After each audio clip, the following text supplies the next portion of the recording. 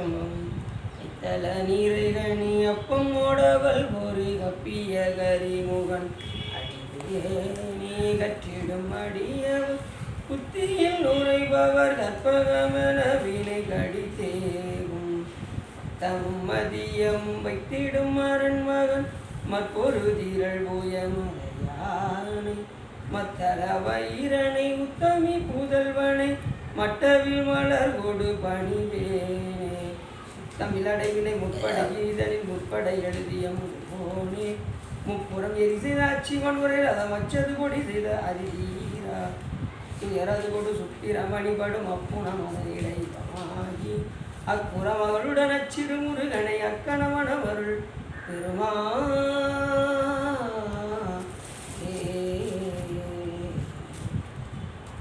எந்தாயின கருள் தந்தையும் நீ சிந்தா குலமானவு ஈத்தனையாள் கந்தா கரிவேலவனே உமையாள் மைந்தா குமரா மறைநாயகனே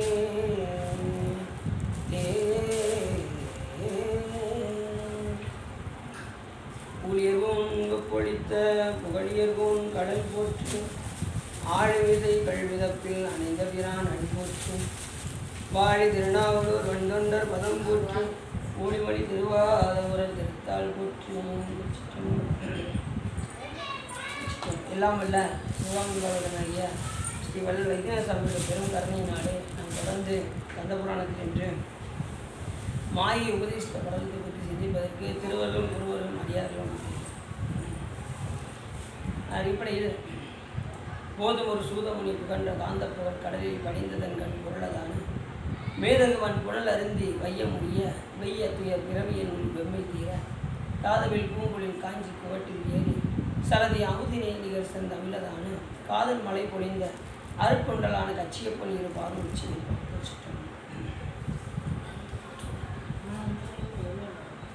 எப்பொழுதுமே நாம் ஒரு கந்தர் அனுபூதி பாடலை சொல்லிட்டு தான் சொல்லுவோம். அதன் அடிப்படையில் கூறுகின்றார் நமது அருணைநாத பெருமான் தன்னந்தனியே நின்றது தான் அறிய இன்னும் ஒருவருக்கு இசைவிப்பதுமோ மின்னும் கதிர்வேல் மிகுதா நினைவார் கிண்ணம் சூழ் கிருபை சூழ் சுடரே என்று மிக அருமையாக பாடுகின்றார் நமது அருணைநாதர். கிண்ணம் கலையும் கிருபை சூழ் சுடரே என்று மிக அருமையாக பாடுகின்றார் நமது அருணைநாதர். என்ன சொல்கின்றார் என்று சொன்னால் தன்னந்தனியே நின்றது தான். இந்த உயிர்களானது 36 கருவிகளோடு சேர்ந்திருந்தால் இறை இன்பத்தை பெற முடியும். தத்துவ கூட்டத்தோடு இருக்குன்னு வச்சுக்கோங்க. ஏற்கனவே போனோம் பார்த்தோம். தத்துவங்கள் என்ன? 36 தத்துவம். நாதம், விந்து, சாதாக்கியம், ஈஸ்வரம், சுத்த வித்தை, அது ஒரு 5. அடுத்து காலம், நியதி, கலை, வித்தை, அராகம், குருடன், மாயை ஒரு 7. அடுத்து மனம், புத்தி, சித்தம், அகங்காரம் ஒரு 4. அடுத்து சுவை, ஒளி, உரு, ஓசை, நாற்றம் என்ற ஒரு 5. அடுத்து புலன்கள் வச்சு அடுத்து பொறிகள் மெய், வாய், கண், மூக்கு, செவி. அடுத்து மெய், வாய், கண், கால், எருவாய், கருவாய் ஒரு 5. அடுத்து கடைசி இருக்கக்கூடிய பஞ்சபூதங்கள் 5. முதல்ல இருக்கக்கூடிய தத்துவம் மண், கடைசி இருக்கக்கூடிய தத்துவம் நாதம். இந்த 36 தத்துவத்தோடு தான் நாம் என்ன செய்கிறோம்? இருந்து கொண்டு நாம் இங்கே உணர்கின்றோம். இந்த தத்துவ கூட்டத்தோடு இருந்தோம்னா நம்ம 36 தத்துவத்துக்கும் கடந்து இருக்கக்கூடிய இறைவனை நம்ம என்ன செய்ய முடியாது, அடைய முடியாது. அப்போ தனியாக தன்னந்தனியே நின்றது தான். இந்த கருவிகளெல்லாம் கலைந்து தனியாக இருந்தால் தான் நம்ம என்ன செய்ய முடியும்? இறைவனோடு ஒன்றுபட்டு அந்த பேரின்பத்தை அனுபவிக்கணும். தன்னந்தனியே நின்றது தான். இது உயிர்களை சொல்வதும் இருக்குது. சாமி எல்லாவற்றையும் கடந்து கடைசி நினைச்சிவார் தனியாக ஒரு ஆளாக இருப்பார். கடைசி நினைச்சிவாரம் எல்லா உயிர்களையும் ஒடுக்கி தனக்குள்ளே ஒடுக்கி அம்பாளை முதற்கொண்டு தனக்குள்ளே ஒடுக்கிடுவார் சாமி. அப்போ ஏக பாத மூர்த்தியாக ஒரு பாதத்தோடு இருப்பார் சாமி. வலது பாதம் மட்டும், இடது பாதம் முதற்கொண்டு என்ன செய்வாராம்? அம்பாளை முதற்கொண்டு சாமி சக்தியை தனக்குள் ஒடுக்கி. அப்போ எஞ்சியிருப்பது எது? சிவம் மட்டும்தான். அப்படி சொல்கிறவரும் உண்டு, அப்படி பொருள் கொள்பவரும் உண்டு. ஆனால் இங்கே என்ன சொல்கின்றார் என்று சொன்னால் தன்னந்தனியே நின்றது தான் எதுனா இந்த உயிர். இந்த கருவிகரணங்களோடு இருந்து என்ன செய்து இந்த புலன்களோடு இருந்து கொண்டு இந்த உலகாயத்தில் நம்ம என்ன செய்யணும், மாயாகி இந்த உலகத்தில் இருந்து என்ன செய்யணும், உழண்டு கொண்டே இருக்கணும். மனம் எதையாவது நினைக்கும், இறைவன் நினைக்குமான்னு நினைக்க மாட்டேங்குது. ஆனால் சாமி எதுக்கு கொடுத்துருக்காரு இந்த கருவிகளை? அவரை நினைப்பதற்காக கொடுத்துருக்கிறாரு. நாங்கள் அந்த கருவிகளை கொண்டு என்ன செய்கிறோம், உலகத்தின் மேல் இச்சை வைத்து அவரை மறந்து இந்த போக பொருளே நாம் என்ன செய்கிறோம், இதுவே நிலையானது என்று நாம் இதிலே உழண்டு கொண்டு இருக்கிறோம். ஆனால் அதுதான் மெய்ப்பொருள், இது பொய்ப்பொருள். ஆனால் பொய்ப்பொருளை மெய்ப்பொருள் என்று எண்ணி இந்த உயிர்கள் என்ன செய்து இதிலே உழண்டு கொண்டே இருக்கு. ஆனால் மெய்ப்பொருள் யார்? ஆனால் நம்ம என்ன செய்கிறோம், இதுவே உண்மை, இதுவே நிலையானது, இந்த உலகம் இப்படி இருக்கும்னே நினச்சிக்கிட்டு இருக்குது. இந்த உயிர் இப்படி இருக்குமா? இல்லை நாம் இப்படி இருக்குமா? நாமும் ஒரு காலத்தில் ஒன்று இருந்து ஒரு நாளை முடி சாய்ந்த மன்னரும் கடைசி முடிவில் ஒரு சாம்பு என்ற நிலைக்கு நாம் இந்த உண்மையை தெரிஞ்சுக்கிட்டா போதும். அதுக்கு தான் திருநீர் நமக்கு எடுத்துக்காட்டும். கடைசி ஒரு குடி சாம்பல் தான் நமக்கு. அதுக்கு தான் நம்ம என்ன செய்கிறோம், திருநீராக. திருநீர் பூசும்போதே கடைசி நாம் இந்த நீராக தான் ஆக போகிறோம் அப்படின்னு நினச்சி என்ன செய்யணும், நிலை இல்லாதது. திருநீர் வந்து பார்த்திங்கன்னா நிலை உடையதையும் காட்டும், நிலை இல்லாததையும் காட்டும். பார்த்துக்கிங்களா? நிலையானது எதை காட்டும் சொல்லுங்க பார்ப்போம். நிலையானது திருநீர் வந்து நிலையானது எதை காட்டும், நிலை இல்லாதது எதை காட்டும். இப்போ பசுஞ்சாணத்தை எரிக்கிறோம். எரிச்சது என்ன சொல்லுது, வாழ்க்கை நிலை இல்லாதது என்பதை காட்டும். கடைசி எல்லாம் ஒரு இப்படி சாம்பல் தான்ப்பா அப்படின்னு அதை காட்டுதா? நிலை இல்லாததை காட்டுது. நிலையானது எதை காட்டும் தெரியுமா உங்களுக்கு? இப்போ அந்த எரிஞ்ச சாம்பல் இருப்பாங்க, அதை எரிக்க முடியுமா அவங்களால? அப்போ தான் நிலையானது என்பதையும் காட்டும். எரிச்ச சாம்பல், அந்த சாம்பல் நீங்கள் எவ்வளோ தான் எரிச்சாலும் அது எப்படி இருக்கும், அது அப்படி தெரிஞ்சு அப்படியே தான் இருக்கும். அதை எரித்து நம்ம என்ன செய்ய முடியாது, ரொம்ப அது இல்லாமல் ஆக்க முடியாது. அது எப்படினாலும் அந்த துகள் இருந்து கொண்டே தான் இருக்கும். இந்த உலகத்தை நல்லா தெரிஞ்சுக்கணும், எந்த ஒரு பொருளையும் அழிக்கவே முடியாது. இருக்கிற பொருளை அழிக்க முடியாது, இல்லாத ஒரு பொருளை இந்த மனிதர்களால் என்ன செய்ய முடியாது, தோற்றுவிக்க முடியாது. சிவபெருமான் அவரே என்ன பார்த்தீங்கன்னா, இந்த மாயை வந்து எப்பயுமே இருக்குது. எப்போ இறைவன் இருக்காரோ, பதி எப்போ இருக்கோ அப்போயே இந்த பசுவாகிய உயிர்களும் இருக்குது, இந்த மாயையும் இருக்குது.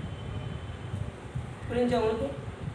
அதில் கண்ணும் மாயை ஆணவம் என்ற இதில் வந்து அந்த மாயையில் தான் நமக்கு என்ன வருது, சுத்த மாயை அசுத்த மாயை என்று அதில் தான் இந்த உலகம் எல்லாமே வரும். அதில் என்றும் உள்ள பொருள். இந்த மாயை சாமி எப்படி பயன்படுத்துவார் அப்படின்னா, இப்போ நம்ம ஒரு கூட்டம் நடத்துகிறோம், ஒரு வழிபாடு நடத்துகிறோம். அன்றைய என்ன செய்வோம், போர்வை எடுத்து விரித்து வந்து வழிபாடு செய்வோம். முடிஞ்சதுக்கப்புறம் என்ன செய்வோம், போர்வை படித்து ஒரு மூலையில் வச்சுருவோமா? அதுபோல் இந்த உலகத்தை சாமி வச்சுருக்காரு, விரிச்சு விட்டுருக்காரு நம்ம பயன்படுத்தும்படி. இது முடிச்சிருச்சுன்னு வச்சுக்கோங்க, அடுத்து என்ன செய்வார், இந்த மாயாகிய உலகத்தை அப்படி ஒடிக்கணும். எப்படி அந்த போர்வை ஒடுக்கிறோமோ அது போல் சாமி ஒடிக்கணும். அப்படி சாமி என்ன செய்கிறாரு, இந்த கருவி கரணங்களை எதற்காக கொடுத்திருக்கிறார்னு சொன்னால், அவரை நினைப்பதற்காக மனம், புத்தி, சித்தம், அகங்காரம், சுவை, ஒளி, உரு, ஓசை, நாற்றம், இதெல்லாம் சுவை கொடுக்கல நம்ம எந்த பொருளையும் சுவைக்க முடியாது. கண்ணில் ஒளி கொடுக்கலன்னா பிற பொருளை பார்க்க முடியாது. வாயை கொடுக்கலன்னா எந்த பொருளையும் வெல்ல முடியாது. வாயை கொடுத்து மட்டும் அது பல்லு வர கொடுத்துட்டாங்க, பல்லு இல்லைன்னா கண்டிப்பாக என்ன செய்ய முடியாது, எந்த பொருளையும் நம்ம சுவைச்சு சாப்பிட முடியாது. அதுக்காக எல்லாமே பாருங்கள், இந்த உயிர்களுக்காக என்னென்னலாம் செய்கிறாரு பாருங்கள். அன்றாட நம்ம செய்தி செஞ்சு அனுப்புறதுக்கு உள்ள கருவிகளை வச்சுருக்காரு. நம்ம வாட்டி ஈஸியாக இருக்குது, டபக்குன்னு முன்னிக்கிறோம். அதுக்குள்ளே போய் அரைக்கிறதுக்கு ஒரு மிஷின் வச்சுருக்காரு உள்ள சாமி. அடுத்து வேறு என்ன வச்சுருக்காரு, எத்தனையோ உபகரணங்கள், கை கால். இந்த மனித பிறவியில் தான் நாம் என்ன செய்ய முடியும், அவரை கையெடுத்து தொட முடியும். பாம்பா பள்ளியே பிறந்தால் கையெடுத்து இறைவனை தொட முடியுமா? பாருங்க. அதனால தான் சொன்னாங்க, அரிது அரிது மானிடராய் அதில் பூங்குண்டு செவிடு நீங்கி.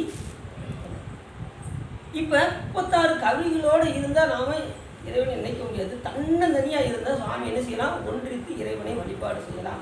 உதாரணத்துக்கு ஒன்று சொல்கிறேன், ஒரு வீட்டில் ஒரு பெரிய கூட்டு குடும்பம்னு வச்சுக்கோங்க. அந்த கூட்டு குடும்பத்தில் அப்பா இருக்காரு, மனைவி இருக்குது. இப்போ தான் புதுசாக கல்யாணமான தம்பதிகள் அந்த கூட்டு குடும்பத்தில் புதுசாக கல்யாணமான தம்பதிகள் இருந்தாங்க. அப்பா அம்மா இருப்பார், தாத்தா பாட்டி இருப்பாங்க, அண்ணன் பிள்ளைங்க, தங்கச்சி பிள்ளைங்க, இப்படி எல்லாம் ஒரு கூட்டு குடும்பமாக இருக்காங்கன்னு வச்சுக்கோங்க. இந்த கணவன் மனைவி எப்படா எல்லாம் போவாங்க, கொஞ்சம் நேரம் தனியாக பேசுவோம்னு நினைப்பாங்க. பேச முடியும்னு நினைக்கிறீங்க, பேசுகிற நேரத்தில் உடலை யாராவது ஒருத்தர் வந்துடுவார். புதுசாக கல்யாணம் அவங்க என்ன எதை விரும்புவாங்க, தனியாக இருப்பதை விரும்புவார்கள். இப்போ வீட்டில் எல்லாரும் திருவிழாவுக்கு போயாச்சு. இந்த கணவனார் வருவார், நைஸாக வருவார். ஏம்மா என்ன எல்லோரும் எங்கே இருக்காங்க, எல்லாம் திருவிழாவுக்கு போயிட்டாங்க. அப்போ இந்த கணவனாருக்கு அந்த தனிமை வந்து எப்படி இருக்கும், அவருக்கு இனிமையாக இருக்கும். கூட்டம் இல்லாமல் இருந்தால், தனியாக ஒரு ஆள் மட்டும் இருந்தால் அவருக்கு இனிமையாக இருக்கும். அதுபோல் நாம் தத்துவ கூட்டங்களாக 36 தத்துவத்தோடு இருந்தோம் என்று சொன்னால் இறைவனோடு ஒன்றித்து இருக்க முடியாது. அப்போ தனியாக இருந்தால் என்ன செய்ய முடியும், இறைவனோடு பேரின்பத்தை நாம் அனுபவிக்க. அதனால தான் இந்த தத்துவ கூட்டம்லாம் எதுக்காக சாமி கொடுத்துருக்காருன்னா, இதிலிருந்து அவரை விரும்புவதற்காக தான் சாமி இதை கொடுத்துருக்காரு. நாம் இதை விடுத்து என்ன செய்கிறோம், உலகத்துக்காக பயன்படுத்துறதுனால நாம் என்ன செய்கிறோம், இதுவே மெய்ப்பொருள் என்று உலகத்தில் உலர்ந்து கொண்டே. இதை விடுத்து இந்த 36 கருவிகளையும் விடுத்து நாம் என்ன செய்ய வேண்டும், இறைவனை ஒன்றித்து என்று வழிபாடு செய்ய வேண்டும். அதான் 36 கருவிகளை தாண்டி சுவாமி தன்னந்தனியே நின்றது தான் அறிய இன்னும் ஒருவருக்கு இசைப்பதுவோ. அப்படி தன்னந்தனியே அந்த பேரின்பத்தை நாம் அனுபவிச்சதுக்கப்புறம் என்ன செய்ய முடியாது, அது வெளியே யாரையும் சொல்ல முடியாது. எதனுடைய பேரின்பத்தை அது சொல்ற, முகத்தில் கண்கொண்டு பார்க்கும் மூடர்கள் அகத்தில் கண்கொண்டு காண்பதே ஆனந்தம். தாய் தன் மகளுக்கு தாய் தன் மனனோடு ஆடிய சுகத்தை சொல்லு என்றால் சொல்லுமாறு எங்கனே அப்படிங்கிறாரு திருவள்ளுவர். மகள்கிட்ட போய் நான் என்னுடைய கணவனாட்டு நான் இப்படிலாம் சுகமாறினேன்னு சொல்லி மகள்கிட்ட போய் சொல்ல முடியுமா, அது எப்படி, அது வந்து ரகசியம். அதுபோல் இறை இன்பத்தோடு நாம் அனுபவிக்கின்ற சுகத்தை வெளியே யாரும் என்ன செய்ய முடியாது. அதாவது யான் பெற்ற இன்பம் பெருகை வையகம் தான் பற்றி நின்ற மறைப்பொருள் சொல்லிலின் ஊன் பற்ற உணர்வு மந்திரம் தான் பற்ற தலைப்படுமாமே என்று சொல்வார் நமது திருமணம். எப்படி வச்சுக்காம பாருங்க நம்ம ஞானிகள் வந்து.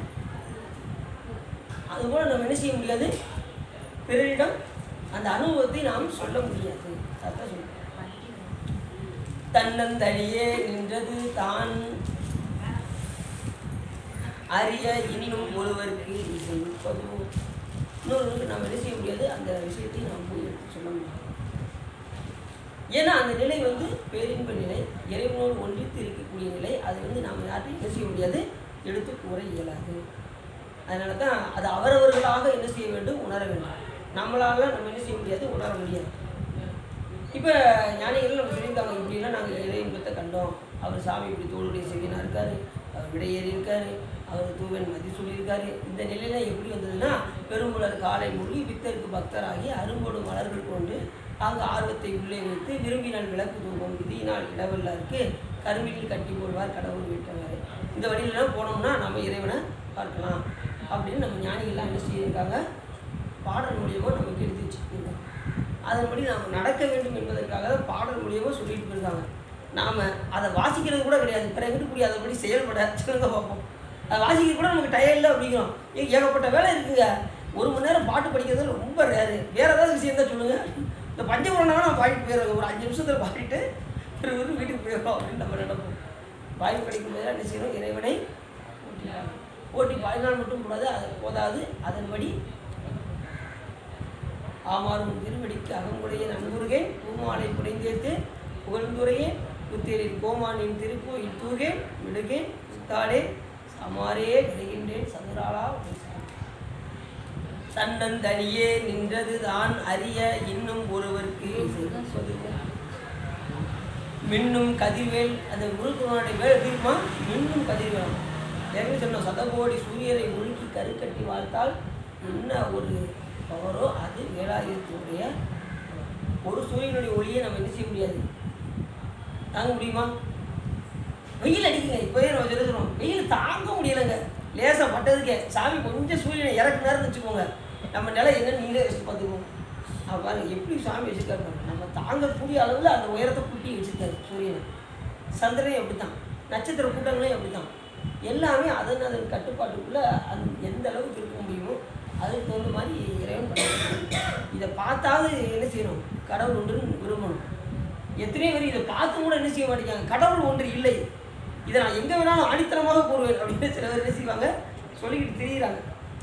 கடவுள் எதுவுமே கிடையாது, எதுவுமே நம்மளால் செய்யவும் முடியாது. அவரெல்லாம் ஏதாவது கிடக்கணும் சொல்லுங்க.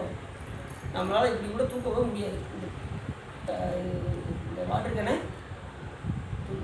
ஏன் அப்படின்னா உள்ளேருந்து இயக்குவது யார்?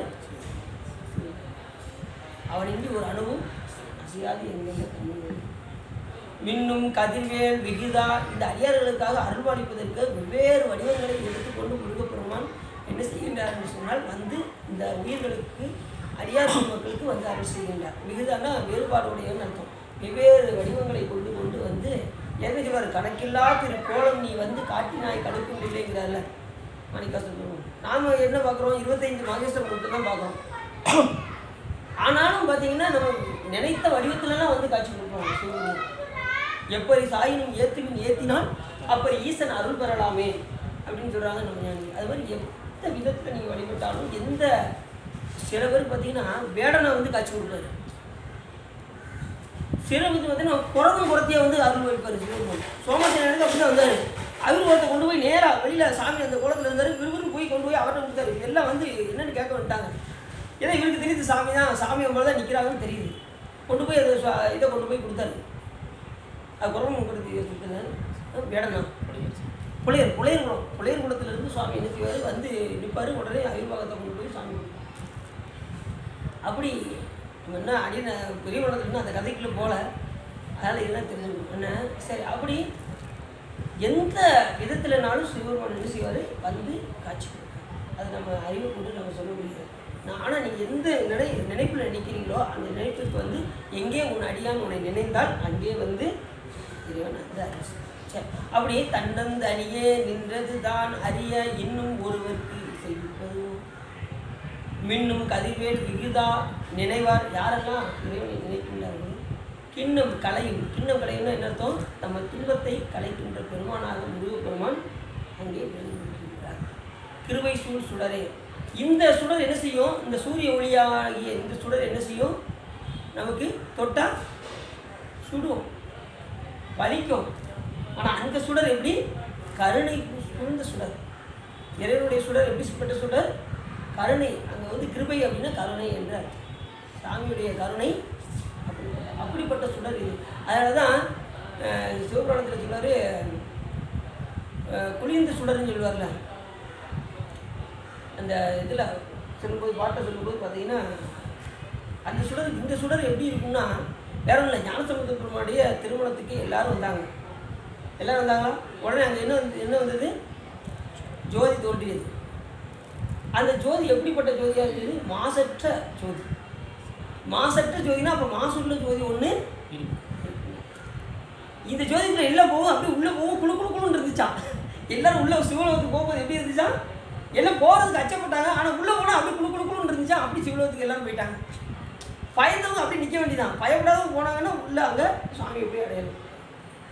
ஆனால் இந்த சுடர் எப்படி தொட்டால் நமக்கு சுடுது, வலிக்குது. இது வந்து மாசுட்ட ஜோதி, அது மாசற்ற ஜோதி. இறை ஜோதி எப்படிப்பட்ட ஜோதி? அதான் மாசற்ற ஜோதி மலர்ந்த மலர் சுடரே. இந்த சுடர் கருணை உழுந்த சுடர். இது கருணையை மட்டுமே அள்ளி தெளிக்கக்கூடிய சுடர். அதான் கிருபை சூழ் சுடரே என்று இந்த பாடல்கள் மிக அருமையாக கூறுகின்றார். யார்? நமது அருணைநாதன். சரி, இன்றைக்கி நம்ம என்ன செய்ய பார்க்க போகிறோம்? மாயை உபதேசத்தை பண்ணி ஏற்கனவே நம்ம பார்த்தோம். உபதேசம் என்றால் அறிவுரை என்றும், உபதேசம் என்றும், புத்திமதி என்றும் நிறைய பொருள். அப்படி ஏற்கனவே தந்தை என்ன செஞ்சார்? பிள்ளைகள் சூரபத்மன், சிங்ககுமாரஸ்வரன், அடுத்து தாரகாசுரன், இந்த 3 பேருக்கு என்ன சொன்னார்? கூப்பிட்டு மார்க்கண்டேயருடைய கதையெல்லாம் எடுத்து இப்போ இப்படியெல்லாம் வாழணும் அப்படின்னு எடுத்துரைத்தார். தாய் என்ன செஞ்சா? அவங்கள தனியாக அப்படி கூப்பிட்டு முன் சொன்ன வரலாறு உண்மையை அறிந்து கொள்ளுங்கள் என்று, அதனால் இன்னும் சொல்வேன், தவத்தையே செய்யுங்கள் என்று தன் தந்தை என்ன செய்கிறாரு? நீங்கள் சிவபெருமானை நோக்கி தவம் செய்யுங்கள் என்று தன் தந்தை கூறினார். எப்பவுமே அப்பா வந்து நல்லதான் சொல்லுவார். என்று காசி சொல்லி முடிக்க நல்ல நீதியில் அறிந்த மாயை திகைத்து சொல்ல தொடங்கினார். ஆகா, இவங்க நல்ல வழிக்கு போயிட்டா நம்ம இவ்வளோ நேரம் அசுர குலத்தை வளர்த்தது தப்பாக போயிடுமே அப்படின்னு சொல்லி அந்த பிள்ளைகளை தனியாக கூப்பிட்டான். வேதங்களை கற்ற முனிவரை உண்மையான உறுதியை சொல்லி உயர்ந்த வீடு பெற்றை அடையும் எண்ணம் கொண்ட முனிவர்களுக்கெல்லாம் நான் பெற்ற மைந்தருக்கு இவ்வாறு சொல்வது தக்கதுதானா? நம்ம இப்போ அசுரர் வளர்த்து பிள்ளைகளை வளர்த்துருக்கோம், நீங்கள் இவங்களுக்கு போய் இந்த உபதேசம்லாம் சொன்னீங்கன்னா அது சரியாகுமா அப்படின்னு சொல்லி, நல்ல பெரும் செல்வத்தையும் குற்றமில்லாத வெற்றியையும் இன்ப அனுபவத்தையும் எக்காலத்தும் அழியாது இருக்கும் ஆயுதையும் நிலைபெற்ற பெரிய புகழையும் குற்றமில்லாத வாழ்வையும் நம்மிடம் அன்புள்ள இவர்கள் அடைய வேண்டும் என்று மாயை விரும்பினார். இவர் என்ன நினைக்கிறா, நல்லது சொல்லக்கூடாது, இவங்களுக்கு ஒரே என்னென்னு பெரும் செல்வத்தை சேர்க்க வேண்டும் என்கின்ற எண்ணம், ரெண்டாவது அதிகாரத்தை கையில் கொள்ள வேண்டும் என்கின்ற எண்ணம். யாருக்கு? மாயை. கையில் செல்வம் இருந்ததுன்னா எப்பேற்பட்டவர்களையும் நாம் என்ன செஞ்சிடலாம், நாம் நம் வலைக்குள் சிக்கிவிட செய்யலாம் அப்படிங்கிற ஒரு செயல் யாருக்கு தெரியுது? மாயைக்கு.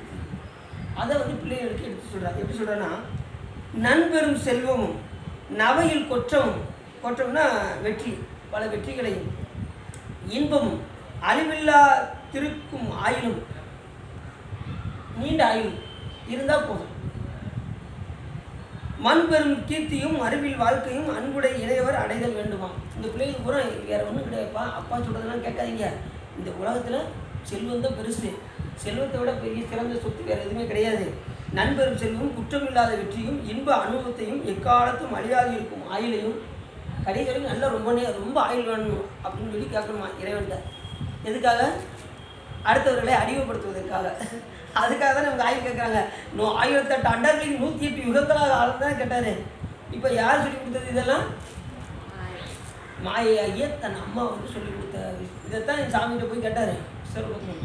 அப்போ தாய் பேர் எப்படி சொல்லி வளர்க்கணும் பிள்ளைகளை? இதே சிவபெருமான வழிபாடு செய்கிறா. சிவபெருமான் தான் இந்த உலகத்திலே முழுவதற்கு பொருள். என்ன உழவர் பணியெலாம் செய்யணும், திருமுறைகள் பாடணும், இப்படின்னு தாய் வேறு என்ன செய்யணும் எடுத்து சொல்லிக் கொடுக்கணும். அப்படி சொல்லி கொடுத்தா பிள்ளை அதே மாதிரி வரும். அதை விடுத்து உனக்கு டைம் கிடைக்காது தம்பி, நீ கோயில் போகணுன்னு அவசியமே கிடையாது, என்ன உனக்கு நீ கோயில் போகணுன்னு அவசியமே கிடையாது, நீ வாட்டு நீ உன் வேலையை மட்டும் நீ பார்த்தா போதும், நீ உனக்குலாம் உன் வேலைக்கு இதெல்லாம் சரியாக போகுது, நீ வேலையை மட்டும் போட்டு மாதம் பணத்தை மட்டும் நீ அனுப்பிச்சுட்டா போதும், நீ வேறு ஒன்றும் நீ வாட்டு ஒரு ரூட்டில் நீயே இருந்துட்டு பணத்தை மட்டும் நீ அனுப்பிச்சுட்டா போதும் அப்படிப்பாங்க. பார்த்துருக்கீங்களா? அப்படின்னு நிறைய தடவை பார்த்துருக்கேன். தம்பி ஃபோனில் பேசுவாங்க, நம்ம பக்கத்துலேயே தான் பேசுவாங்க, தம்பி உனக்கு வேலை ரொம்ப இருக்கும், நீ மாதம் பணத்தை மட்டும் அனுப்பிச்சுட்டு நீ வாட்டு உன் வேலையை பார்த்துட்டே இருப்பா, வெளியில் எங்கேயும் போகாதடா, கோயில் சொல்லுவாங்க, கோயிலுக்குலாம் போனேன்னு வச்சுக்கோ, உனக்கு டைம் பத்தாது, நீ அவசரமாக போயிட்டு வர வேண்டியிருக்கும், நீ பேசாமல் ஒரு ரூம்லேயே உட்காந்துக்கோ, வேறு எங்கேயும் போயிடாது அப்படின்னு, முடிஞ்சால் படத்துக்கு போடா அப்படிப்பாங்க. என்ன சொல்லுவாங்க? முடிஞ்சால் படத்துக்கு கூட போயிட்டு வாப்பா, ஏன்னா அங்கே 2.5 மணி நேரம் செலவழிக்கலாம், இங்கே வழிபாட்டுக்கு போகக்கூடாது, ஏன்னா இதுக்கு அவங்க டைம் கிடைக்காது. அப்படி தான் சொல்லி வளர்ப்பாங்க பிள்ளைகளை. நான் அடி நிறைய பார்த்துருக்கேன், நம்ம பக்கத்தில் ஃபோனில் பேசுவாங்க. அப்படி அல்லாமல் என்ன செய்யணும், தாய் தந்தையர்கள் நல்வழிப்படுத்த வேண்டும். பிள்ளைகள் இப்போயே 5 வரையாது 50ல் பிள்ளைகளுக்கு இந்த வயசுலேயே சிவபெருமானம் வழிபாடு செய்ய சொல்லிக் கொடுக்க வேண்டும். அவர் தான் முழுவதும் பொருள். முதல்ல நாம் அறியணும், முதல்ல அதை தெரிஞ்சுக்கணும், முதல்ல நம்ம தெளிவாக தெரிஞ்சுக்கணும், அதுக்கப்புறம் பிள்ளைகளுக்கு எடுத்து சொல்லணும். இந்த சர்வசிவெல்லாம் பார்த்தீங்கன்னா உண்மையில பிள்ளைகளும் நல்லா சொல்லி வளர்த்துருக்காங்க. நான் அது மாதிரி நம்ம செஞ்சிருச்சா எல்லாருமே, நான் அவங்க பிள்ளைய தான் நல்லா சரியாக பார்க்கல நான், ஏன்னா அவ்வளோ நம்ம வெளியில் பார்த்ததே இல்லை. இல்லை அதை வந்துடுவாங்க சார். நீங்கள் எப்படி நினைக்க, உங்களை பார்த்து அவங்க வந்துடுவாங்க. நீங்கள் வழிபாடு பண்ணுறது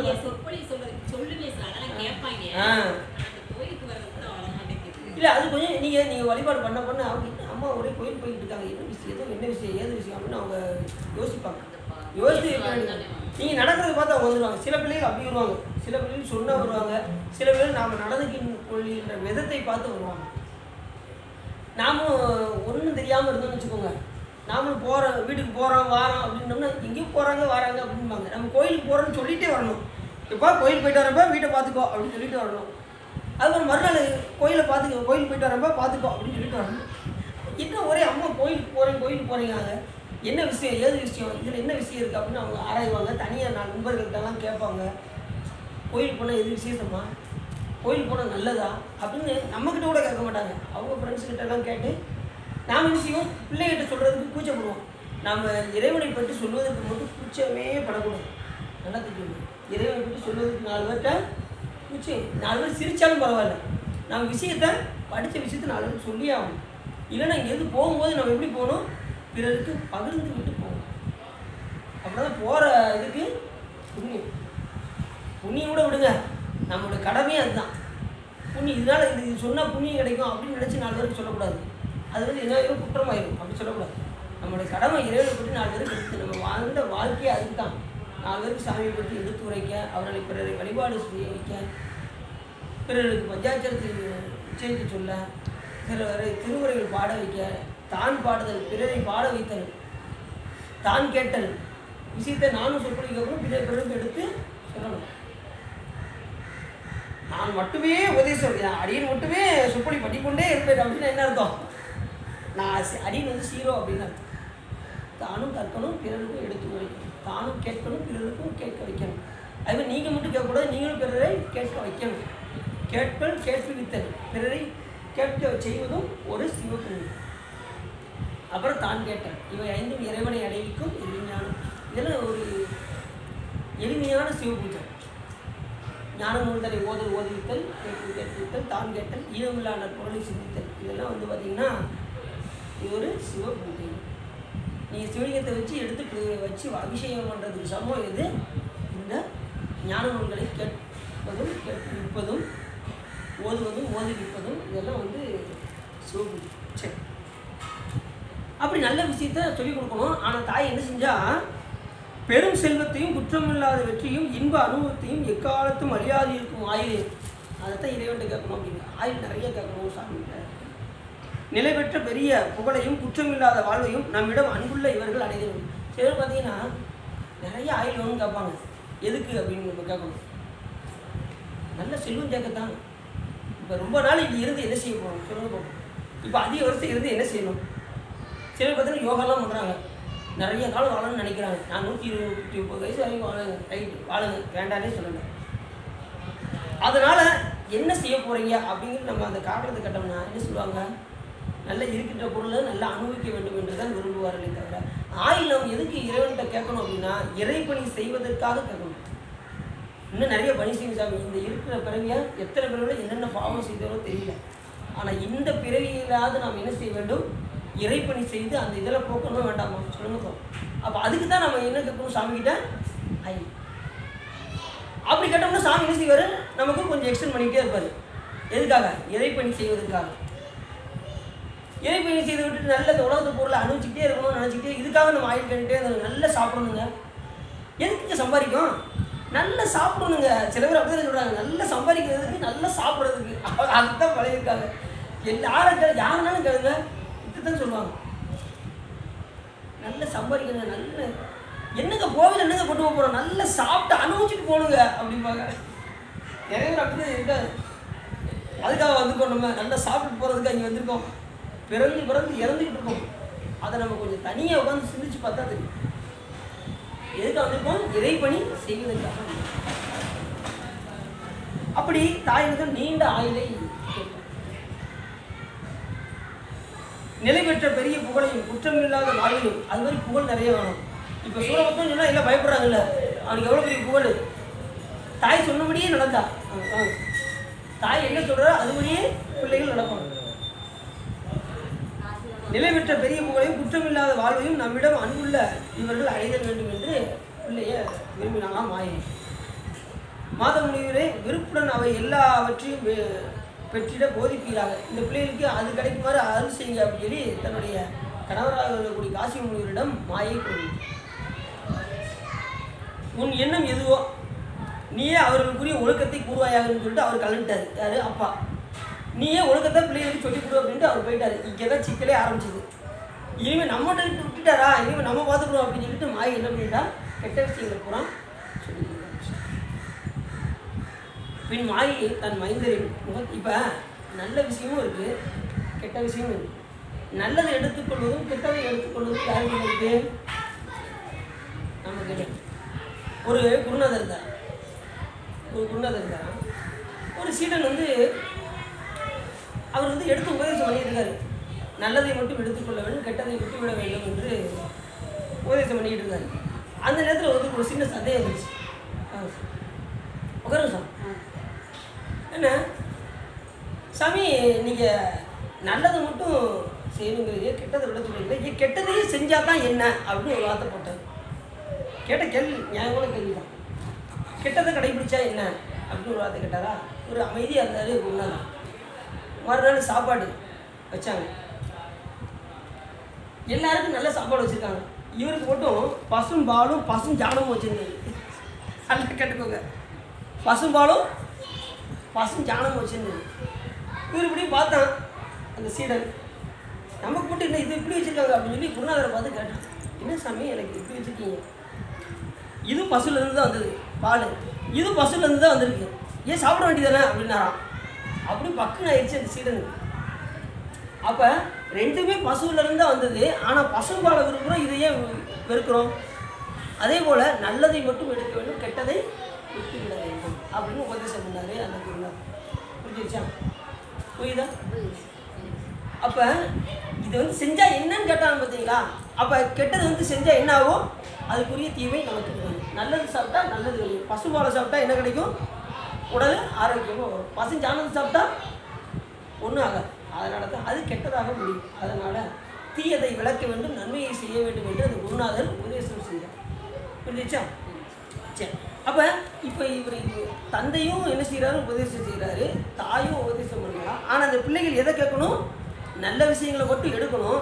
ஆனால் பெரும்பாலும் கெட்ட விஷயங்கள் இந்த உயிர் எப்படி அப்படின்னா தீயதைத்தான் அதிகமாக நோக்கும், நல்லதை அதிகமாக விரும்பவே விரும்பும். இந்த உயிர்களுடைய தன்மை நீங்கள் என்ன தான் சொல்லுங்கள், நல்லது சொன்னாலும் கெட்டது ஒரு ஆள் சொல்லுவார். ஏன்னா இந்த நல்லதை இந்த உயிர் விட்டுரும், கெட்டது சொன்னதை நினச்சி பார்த்துட்டே இருக்கும். இது செஞ்சு பார்த்தா என்ன, இது செஞ்சு பார்த்தா என்ன அப்படின்னு நினைக்கும், கெட்டதையே தான் எடுத்து நோய்கிட்டே இருக்கும்.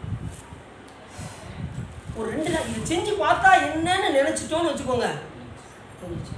அப்படி தான் ஒரு குருநாதர் என்ன பண்ணார், ஒரு துறவி, நல்ல ஒரு துறவி இருந்து அந்த துறவி என்ன பண்ணார், அவரோட சீடர்கள்லாம் இருப்பாங்க. இருந்ததும் உடனே அவர் என்ன பண்ணார், வெளியில் வந்தார். வெளியில் வரும்போது ஒரு பன்றி மட்டும் இருக்குது, அவரையே சுற்றி சுற்றி வந்தது. உடனே அந்த சீடரை போய் அதை அடிக்க போனால், அடிக்காதப்பா, அது வாட்டு இருந்துட்டு போகுது அப்படின்னு, அந்த பன்றி அது வாட்டு இருக்கட்டும் அப்படின்னு அந்த பன்றியை விட்டுட்டு வெளியில் அப்படியே போனார். போயிட்டு பார்க்குறாரு. வரும்போது அந்த பன்றி போட்டு உழப்பிக்கிட்டு இருக்கு, சவதி இதுலேயும் போய் உழப்பிக்கிட்டு இருக்கு. அதை பார்த்த பக்கத்தில் இருக்கிற சீடன் என்ன பண்ணால் அருவருப்பாக பார்த்தான் அந்த சீடன். இந்த குருநாதர் ஒன்றும் சொல்லலை, என்னப்பா அப்படின்னு. ஏன் சாமி இதை போய் முன்னாடி போய் வச்சுருக்கீங்க, இந்த பன்றி போய் பாருங்கள், அது பார்க்க அருவருப்பாக தெரியுது, உனக்கு அது பார்க்க அருவருப்பாக தெரியுது, அதுக்கு அதுக்கு சுகமாக தெரியுது அப்படின்னு. அந்த பிறகு எடுத்து பார்த்தா தான் தெரியும் அது என்ன நினைக்கும், நாம் அது ஈனப்பிறவின்னு நம்ம நினைக்கிறோம், அது நம்ம என்ன நினைக்கும், இந்த மனித பிறவிக்கு பாருங்க போகுதுங்க வருதுங்க என்னத்தான் செய்யுமோ அப்படின்னு அது என்ன செய்யும், இது ஒரு ஈனப்பிறவி போல தெரியுது அப்படின்னு அந்த பன்றி கூட்டங்கள் நிறைக்கும் அப்படின்ட்டு அவர் அப்படி சொல்கிறாரா.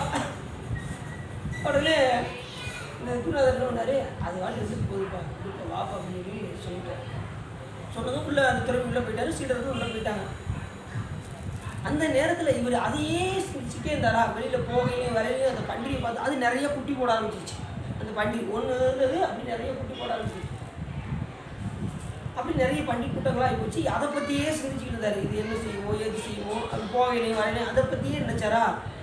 திடீர்னு அவர் தன்னுடைய ஆயுள் முடியக்கூடிய காலம் வந்தது. அதை தன்னுடைய ஞான நிச்சயத்தில் அறிந்தார். ஆகா நமக்கு இந்த நேரத்தில் உயிர் போகுது அப்படின்னதும் உடனே கனவுல அவர் ஞான நிஷ்டையில் என்ன தெரியுது அப்படின்னா, இறந்து போனதும் அடுத்த பிறவி இவருக்கு பன்றி பிறவியும். ஏன்னா எந்த நினைப்போடு இறக்குன்றோமோ அந்த பிறவி நமக்கு வருமா, இறக்குற நேரத்தில் என்ன ஏதோ சிந்திக்கிறோமோ அந்த பிறவி நமக்கு.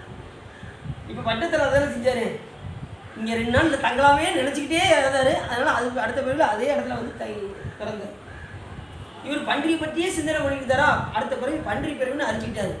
அப்போ என்ன செய்யணும் அப்படின்னா, உடனே ஏன் சாமி எனக்கு பன்றி கொடுக்க போகிறீங்க அப்படின்னு சொல்லி அந்த இதில் நிஷ்டையிலே கேட்குறாரு. சாமிகிட்ட பேசுகிறாரு, வேற இல்லைப்பா நீ அதை பற்றி சிந்தனைகள் இருந்ததுனால இன்னும் ஒரு பிறவி உனக்கு பன்றி பிறவி, அதில் நீ அனுபவிச்சு ஓஞ்சிட்டேன்னா உனக்கு பேரின்பத்தை நான் தரேன் அப்படின்னு சொல்லி சாமி சொல்கிறார். அப்படி சொன்னதுமே உடனே அதை பற்றி இன்னொரு பிறவி பன்றி பிறவி இருக்கோ அப்படின்னு சொல்லிட்டு அப்படியே நினச்சி பார்க்காரு. நினச்சி பார்த்தது கனவு முடிஞ்சிச்சு. முடிஞ்சது சீடரை கூப்பிட்டாரு, நான் இறக்கக்கூடிய காலம் வந்துருச்சு, நான் அடுத்த பிறவி அந்த பன்றிக்குட்டி கரெக்டாக பார்த்தீங்கன்னா இன்னும் ஒரு 9 மாதத்தில் ஒரு கரு ஒரு குட்டியை வெளியிடும். அந்த குட்டி நான் தான் அதில் என்ன செய்ய போகிறேன், அந்த பன்றிக்குட்டியில் பிறக்க போகிறேன். அப்படி பிறந்ததும் நீ ஒரு வாரம் கழித்து அந்த பன்றியை கொன்று அப்படிங்க. நல்ல குழம்பு கிழங்கு பிறந்து 1 வாரத்தில் அந்த பன்றியை கொன்று, அதுக்கப்புறம் எனக்கு பிறவி கிடையாது அப்படின்னு சொல்லி சொல்கிறார். கரெக்டாக அதுபடி 9 மாதம் கழிச்சது, அந்த கருவை விட்டது. அதுக்கப்புறம் அதுலேருந்து ஒரு குட்டி வந்தது. அதை ஒரு வாரம் கழித்து வெட்ட போவான் பாருங்க அந்த சீடன். எப்போ நிலுப்பான். நான் உன்னை பிறந்ததுமே உன்னை வெட்ட சொல்லியிருக்கணும், ஒரு வாரம் விட்டுன்னு சொன்னது தப்பாக போச்சு. ஏன்னா இது அவ்வளோ சுகமாக இருக்குப்பா இந்த பிறவி அப்படின்னாராம். ஒரு வாரம் கேப் விட்டதுனால எனக்கு இந்த பிறவி எனக்கு அவ்வளவு இன்பமாக இருக்குது, என்னை தயவு செய்து விட்டாது அப்படின்னு சொல்லி பன்றியாருன்னு சொன்னாராம். அப்போ பார்த்துங்க, அப்போ எந்த ஒரு பழக்கத்தையும் கெட்ட பழக்கம் கூட என்ன செய்வாங்க, சில பேர் என்ன செய்வாங்க, இந்த பிடி சிகரெட்டெல்லாம் அடிக்கிறாங்க, ஒரு 2 நாள் பழகித்தான் பார்ப்போமே அப்படிம்பாங்க. அது எப்படி அதுவே அவங்களுக்கு வாழ்க்கையாக போயிடும். புரிஞ்சு அவங்களுக்கு கெட்ட பழக்கத்துக்கு சீக்கிரமாக என்ன செய்வாங்க, அடிமையாக ஆகிடும். இது செஞ்சு பார்த்தா தான் என்ன அப்படின்னு செய்யும்போது என்ன ஆகுது, அதுக்கே முழுமையாக அடிமையாகிடும். அப்படி தான் ஆகக்கூடாது. அந்த நேரத்தில் நம்ம நம்மளுடைய மனதை செம்மைப்படுத்தி இறைவனுக்கு செலுத்த வேண்டும். புரிஞ்சுச்சா? கதை புரிஞ்சா? இந்த அந்த பிறந்ததும் கொண்டிருக்கேன்னு சொல்லியிருந்தா கூட இவருக்கு பிரச்சனை இருக்காது. ஒரு வாரம் கழிச்சுன்னாரு பாருங்க, அந்த ஒரு வாரத்துக்குள்ள அந்த பண்டி பிறகு அவ்வளோ சுகமாக இருந்திருக்கு. எப்பா சாமி நீங்கள் அடுத்த பிறகு அடுத்து உங்களுக்கு பேருமை கிடைக்க போதுனா, எப்போ இல்லைப்பா எனக்கு இது நல்லா சுகமாக இருக்குப்பா இருக்கட்டுப்பா அப்படின்ட்டாரான்.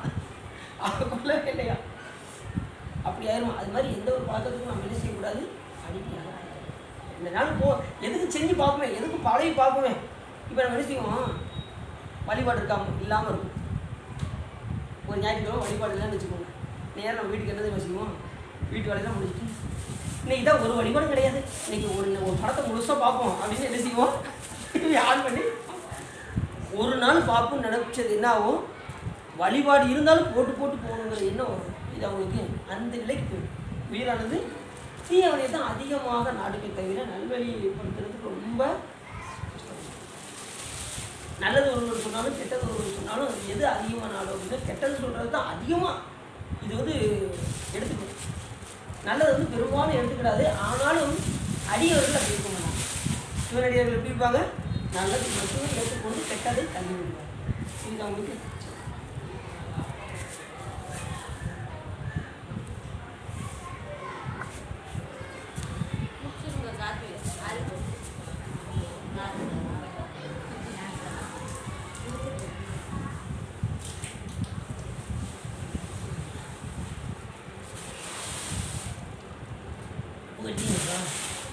பேசிக்கிட்டே சேவ் பண்ணி முடிஞ்சிருச்சு.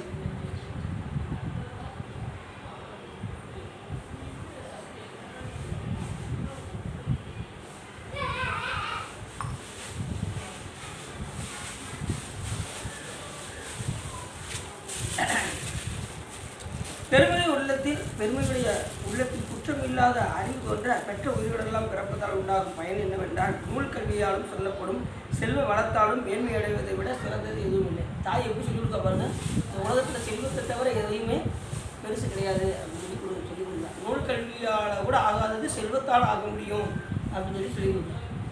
கற்றதினால் ஆய பயன் என்ன சொன்னாங்க நம்ம ஞானிகள், இறைவனை தொழுவதுன்னு சொல்லிக் கொடுக்கணும் தாயே. ஆனால் என்ன சொல்லிக் கொடுத்தா, செல்வம் தான் உயர்ந்தது என்று சொல்லிக் கொடுத்தா மாயை. திருத்தக்க செல்வம் குற்றமற்ற கல்வியும் என்னும் இரண்டில் ஒன்றை பெற்றுக்கொள்ளாது போனால் அரிய இந்த உயிரை விட பேயின் பிறப்பும் மிக சிரமத்துடையது. செல்வத்தால் ஆகாது எதுவுமே கிடையாது, அதை விட நீ பேயா கூட பிறந்தரலாம், தப்பே கிடையாது அப்படி எடுத்து சொல்லிக் கொடுத்தா தாய். பிறகு எடுத்த உயிர்களுக்கெல்லாம் பெருமை தருகின்ற அளவில்லாத 2 பொருள்களின் வலிமையும் அறிவுடையவர் ஆராய்வானால் அரிய கல்வியை விட சிறந்தது செல்வமாகும் என கூறுதல் தக்கது அப்படின்னா. அப்போ நூலறிவை விட எது சிறந்ததுங்காங்க யார் சொல்லிக் கொடுக்கா, தாய் சொல்லிக் கொடுக்கா. செல்வத்தினால் ஆகாது ஒன்று. இப்போ எல்லாரும் பாருங்கள், இந்த உலகத்திலே எடுத்துக்கோங்க, செல்வம் தான் சிறந்தது. 4 காசு வச்சுருந்தாலே இவனை மதிப்பாங்க யாரும், இல்லைன்னா ஒன்று ஏறுறது கூட பார்க்க மாட்டாங்க. உண்மைதான், இந்த உலகத்தில் பொருள் இல்லாருக்கு உலகம் இல்லை, அருள் இல்லாருக்கு. அப்போ இந்த பொருள் இருக்கும்போதே நீங்கள் என்ன செய்ய வேண்டும், அருளை நாடி விட வேண்டும். இல்லைன்னு வச்சுக்கோங்க, இந்த பிறகு முடிஞ்சது அருள் உலகத்தில் இடம் இல்லாமல் போயிடும். இங்கே பொருள் சேர்த்துக்கிட்டே இருந்துக்கிட்டு அருள் நாடாக விட்டுட்டோம்னா அங்கே அருள் உலகம் நமக்கு கிடைக்காது. பொருளாருக்கு இவ்வுலகம் இல்லை, அருளாளுக்கு அவ்வுலகம் இல்லைங்கிறது பழமொழி. ஆனால் எவ்வுலகமே இல்லை, அருள் இல்லாதவருக்கு எவ்வுலகமும் இல்லை. இறைவன் அருள் இல்லாமல் எந்த உலகத்தையும் போய் வசிக்க முடியுமா, யோசிச்சு பாருங்க. அப்போ பணத்தை நாம் சேர்த்து வைத்து என்ன செய்ய வேண்டும், ஞானிகள் நமக்கு சொல்கிறாங்க. யார் சொல்கிறா? நாயன்மார்களுடைய வரலாறுல நமது சேக்கிழார் சொல்கிறாரு, தேடிய மாடு நீடும் செல்வமும் தில்லை மன்றிலுள்ள ஆடிய பெருமான் அன்பருக்கு ஆவண ஆகும் என்று. அவர்களுக்கு செலவழிச்சா உங்களுக்கு என்ன ஆகும்? உங்கள் பொருள் நிற்கும், ஆவண ஆகும். மற்றவர்களுக்கு செலவு பண்ணோம்னா அது ஆகாதுன்ட்டார். சிவன் அடியார்களுக்கும் சிவபெருமானுக்கும் செய்கின்ற செயல் மட்டுமே உங்களுடைய பணமானது. சிவன் அடியார்களுக்கும் சிவபெருமானுக்கும் நீங்கள் என்ன செய்ய வேண்டும்? அந்த பொருளை செலவழிக்க வேண்டும். தேடிய மாடு, தேடிய மாடுனா நாம் சேர்த்து வைத்திருக்கின்ற செல்வம், நீடு செல்வம்னா முன்னோர்கள் சேர்த்து வைத்திருக்கின்ற செல்வம். இந்த அனைத்தும் யாருக்கு? ஆடிய பெருமான் அன்பருக்கு ஆவண ஆகும். வெறும் ஆகும்னு சொல்லியிருக்கணும், ஆனால் ஆவண ஆகும்னு ஒரு வார்த்தை போடுறாரா? அப்போ அதுதான் உண்மை அப்படிங்கிற. ஆகும் என்று நாடிய மனத்தினோடு நாயன்மார் அணைந்த போது கூடிய மகிழ்ச்சி கொண்ட குறைவர கொடுத்து வந்தார். அதையே நாயன்மார்கள் என்ன செஞ்சிருக்காங்க? கொடுத்து வந்திருக்காங்க. வழக்கமாக கொடுத்து மனம் உணர்ந்திருக்காங்க. ரெண்டாவது கொடுத்து வந்திருக்காங்க. நாள்தோறும் அந்த பணியை சிறப்பாக செய்யலாம். நம்ம ஒரு நாள் செய்கிறதுக்கு என்ன செய்யணும்? செய்வோமா வேண்டாமா? எதுக்கும் ஒரு தடவை செஞ்சு தான் பார்ப்போமே அப்படின்னு நம்ம என்ன செய்வோம்? அப்படி இல்லாமல் தினசரி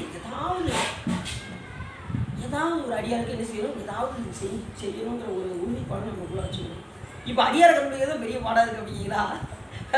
பிற உயிர்களையும் நீ என்ன செய்ய? பிற உயிர் இந்த அன்னம் படிக்கிறது வைக்கும்போது சிவார்ப்பணம் சொல்லுது. அது ஒரு அடியார் கொடுத்து தான் உங்களுக்கு ஆயிரும், சிவபுண்ணியமாக மாறிடும். அடியார்கள் தென்பட்டாலும் செய்யுங்க. கோயில் போனாலும் அங்கே வெளியில் உட்காந்துருக்காங்க பார்த்தீங்களா? அவர்களுக்கும் செய்யலாம். திருவோடி ஏந்தியவர்களுக்கு செய்யலாம், கை ஏந்தி வந்தவர்களுக்கு செய்யலாம். அத்தனை பேருக்கு கொடுக்கும்போது நீங்கள் சிவார்ப்பணம் சொல்லி கொடுத்தீங்கன்னா சிவபுண்ணியமாக ஆகும். கையேந்தும் கரங்கள் எல்லாம் ஈசன் திருக்கரங்கள் என்று நாம் என்ன செய்ய வேண்டும்? விண்ணர்கள் வந்தவங்களுக்கு எப்படி செய்யணும்? வந்திருக்கிறது சிவபெருமானே நம்மளுடைய விலையை வாங்க வந்திருக்காருன்னு நினைக்கிறோம். நாம் நினைப்போம் அது பிச்சைன்னு நினைப்போம். ஆனால் அவங்களுடைய வினை கணக்கை வாங்குவதற்காக அவர்கள் வந்திருக்கின்றார்கள் என்று நினைக்கிறோம். அப்படி போடும்போது நீங்கள் போட்டீங்கன்னா உங்களுடைய வினை அன்னைக்கு அப்படின்னு நம்ம வழக்கம் கூட கை சொல்லி களத்துக்காளி கொண்டு பண்ணுவோம், அது வேறு விஷயம், பார்த்துக்குவோம்.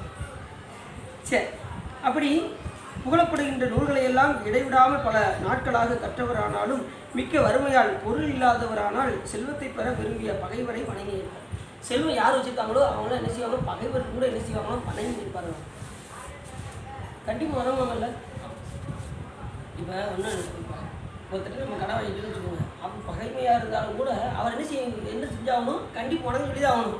அப்படி தான் நாளைக்குன்னு அவர்கிட்ட பணம் வாங்க முடியும். இல்லைன்னா வாங்க முடியுமா? சொல்லுங்க. அதுபடி பகைவராக இருந்தாலும் கூட செல்வம் இருந்தால் என்ன செய்வாங்க? ஊர் எல்லாருமே மதிப்பாங்க. எல்லாரும் இப்போ பார்த்தீங்கன்னா ஊரில் ஒரு பெரிய செல்வந்தராக இருக்காருன்னு வச்சுக்கோங்க, அவர் நிறைய பணம் வச்சுருக்காருன்னு வச்சுக்கோங்க. எல்லாருக்கும் அவரை பிடிக்காமல் இருக்கலாம். ஆனால் அவர் வைத்திருக்கின்ற செல்வம் உங்களை என்ன செய்யும்? வணங்க வைக்கும். அவரை பார்த்தா என்ன செய்வீங்க?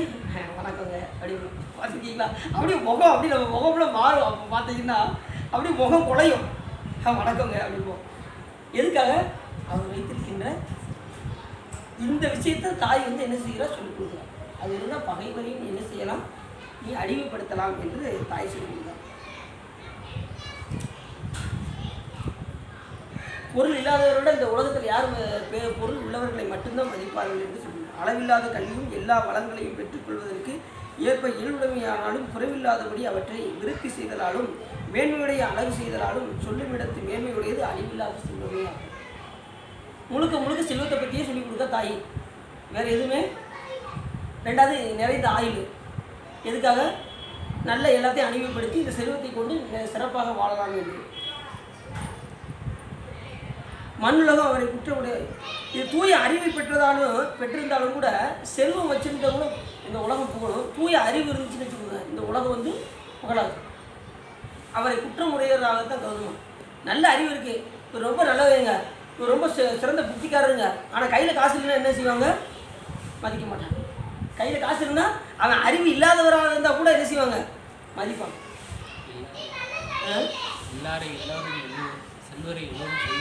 பார்த்தீங்களா? திருக்குறளில் சொல்கிறாரு. அப்போ எல்லாரும் செல்வம் உள்ளவர்களை தான் மதிப்பார்களே தவிர செல்வம் இல்லாதவர்களை மதிக்கணும்.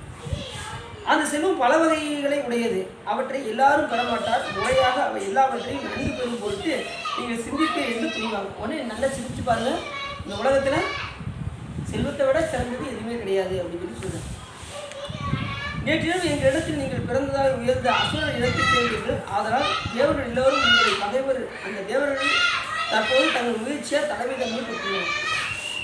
நீங்கள் என்ன செய்வீங்க? இன்னைக்கு இப்போ எதாவது பிறந்துட்டீங்க, அசுரராக பிறந்திருக்கிறீர்கள். யாராவது சூரபத்மன், சிங்கமுகாசுரன், தாரகாசுரன், நீங்கள் மூவரும் இப்போ அசுரராக பிறந்திருக்கீங்க. உங்களுடைய பகைவர் யாருன்னா தேவர்கள் தான் உங்களுக்கு பகைவர்கள். இப்போ அவங்க எப்படி இருக்காங்கன்னா முதன்மை பெற்று திகழ்கிறார்கள். நீங்கள் அவர்களை வென்று நீங்கள் என்ன செய்யணும்? அசுரர் குலத்தை வளரச் செய்ய வேண்டும் என்று தாய் மாயை என்ன செய்கிறார்? சொல்லிக் கொடுக்கிறார். அவர்களை விட மேன்மைத்தன்மை நீங்கள் பெற வேண்டும். நீங்கள் மூவரும் செல்வத்தை பெறுமாறு முயற்சி செய்யுங்கள். அதுக்காக இப்போ இருந்தே நீங்கள் என்ன செய்யுங்க? செல்வத்தை பெறுவதற்கு முயற்சி செய்யுங்கள். சிறந்த இந்த திக்கில் பூவுலகத்திற்கு நேராக உள்ள வடபூமியை ஆலந்தீவு என்று சொல்வர். அத்து அசுரர் தவம் செய்வதற்கு தக்க இடமாகும். உலகத்தில் ஆலந்தீவுன்னு ஒரு தீவு இருக்கும். அந்த தீவு அசுரர்கள் தவம் செய்யத்தக்க ஒரு தீவம். அந்த தீவில் இருந்து நீங்கள் என்ன செய்ய? தவம் செய்யுங்கள். வேற ஒன்றும் இல்லை. அந்த தீவு எங்கே நிறுவனமா உங்களுக்கு? நம்ம வடபகுதி நம்ம இமயமலை பார்த்தீங்களா, அந்த சைடு தான் அந்த ஆலந்தீவு, அந்த தீவுகள்லாம் இருக்குது. அந்த தீவுகளில் வந்து அசுரர்கள் நிறைய வந்து தவம் செஞ்சுருக்காங்க. இப்போ சூரபத்மன் எல்லாருமே பார்த்தீங்கன்னா ஊசி நுனியிலிருந்து தவம் செஞ்சுருக்காங்க. பார்த்தீங்கன்னா அந்த அளவு சாமிகிட்ட மிகுந்த வரம் கேட்டு வாங்கியிருக்காங்க. தவத்துக்கு தான் எப்பயுமே சிவம் வரும். என்ன தவம் நான் தெரிஞ்சுக்கோங்க. நம்ம எப்படி இருக்கோம்? இல்லறத்தில் இருக்கோம். நம்ம இல்லறத்தில் இருக்கோமா, துறவரத்தில் இருக்கோமா, சாமியாராக இருக்கோமா? எல்லாருமே இல்லறத்தில் தான். இல்லறத்தில் உள்ளவர்களுக்கு தவம் எது என்று கேட்டால் சரிய கிரிய யோகம் ஞானம், இதுதான் நமக்கு தவம். சொற்பொழிவில் சொல்லியிருக்காங்க, தவத்தை செய்ய வேண்டும் சொல்லியிருக்காங்க. கணவர் மனைவி எல்லாத்தையும் விட்டுட்டு நான் வீட்டை விட்டு திறந்து நான் காட்டுக்கு போகிறேன் அப்படின்னு சொல்லி போனோன்னு வச்சுக்கோங்க, கண்டிப்பாக நரகம் உண்டு. அது சொல்லிடணும். இல்லறத்தில் ஈடுபட்டு கொண்டு கணவன் மனைவியெல்லாம் ஒற்றுமையாக வாழ்ந்து பிள்ளைகளெல்லாம் சரிவர கவனித்து அவர்கள் செய்ய வேண்டிய கடமைகளெல்லாம் செய்து கொண்டே ஈசனை வழிபாடு செய்யும். அதுதான் இல்லறத்துறவுன்னு பேர்.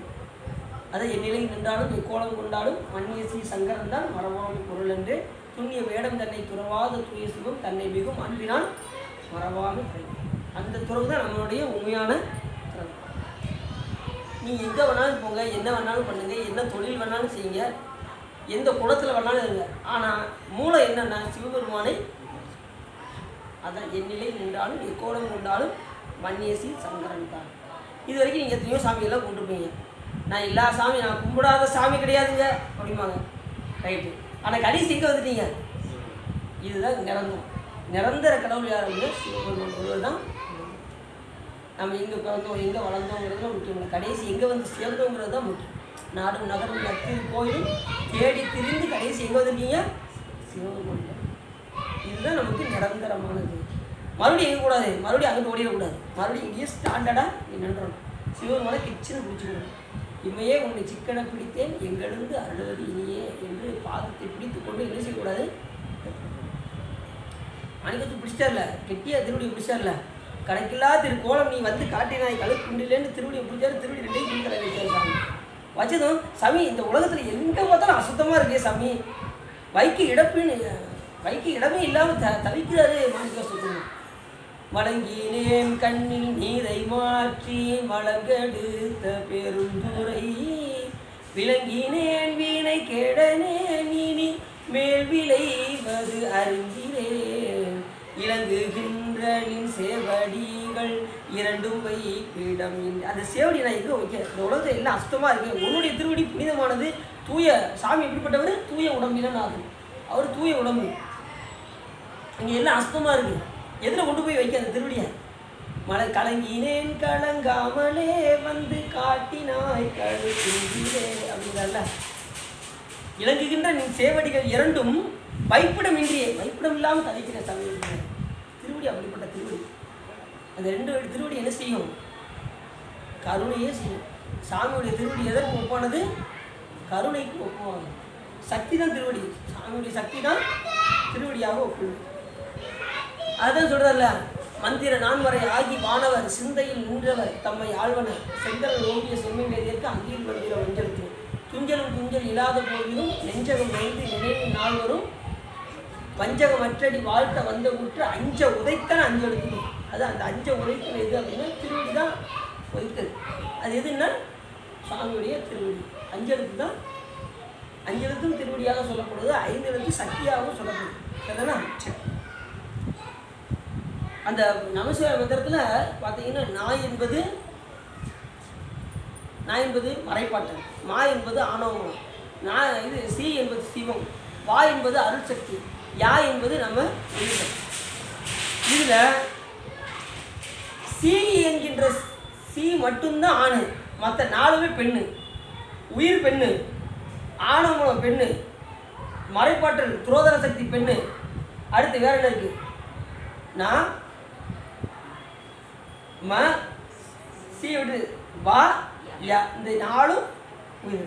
இந்த மா என்கின்ற அருள் சக்தி பார்த்தீங்கன்னா, இத்தனை பெண்கள் இருந்தாலும் நல்ல பெண் எது அப்படின்னா அருள் சக்தி தான் நல்ல பெண்ணா.